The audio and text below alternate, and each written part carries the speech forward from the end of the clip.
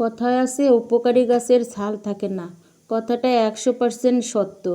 এমন একজন লোকের কথা বলি, সে সবসময় নিজের কথা চিন্তা না করে পরিবারের এবং আত্মীয় স্বজনের উপকার করে, অর্থ দিয়ে হোক বা অন্য যে কোনো ব্যাপারেই হোক।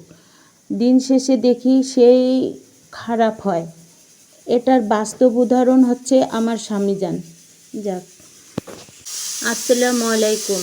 আশা রাখি আপনারা ভালো আছেন। আলহামদুলিল্লাহ, আমিও ভালো আছি। গরমের মধ্যে কারেন্ট থাকে না সারাদিন, কারেন্ট তো দেখায় পাওয়া যায় না। কারেন্টের মনে হয় যে কারেন্টের পিলারের কাছে দাঁড়িয়ে থাকলে মনে হয় একটু আরাম লাগবে, এরকম মনে হয়।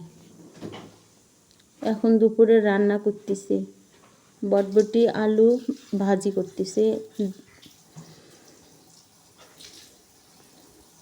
আমার ভিডিওটা দেখতে দেখতে ভালো লাগলে প্লিজ একটা সাবস্ক্রাইব করে আমার সাথে থাকবেন।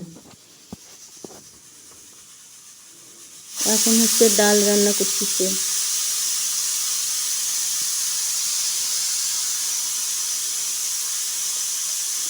আজকে একদম সাধারণ খাবার রান্না করব।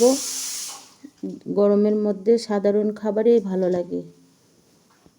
ডাল, ভাজি, আলুর ভর্তা।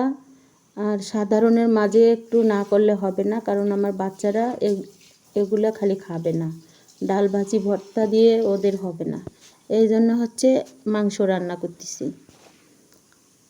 আমার ভিডিওটা ভালো লাগলে একটা লাইক, কমেন্ট, শেয়ার করবেন আর সাবস্ক্রাইব করে আমার সাথে থাকবেন প্লিজ। আপনাদের জন্যই ভিডিও তৈরি করি কষ্ট করে, আপনারা দেখলে তবেই আমি সার্থক হব।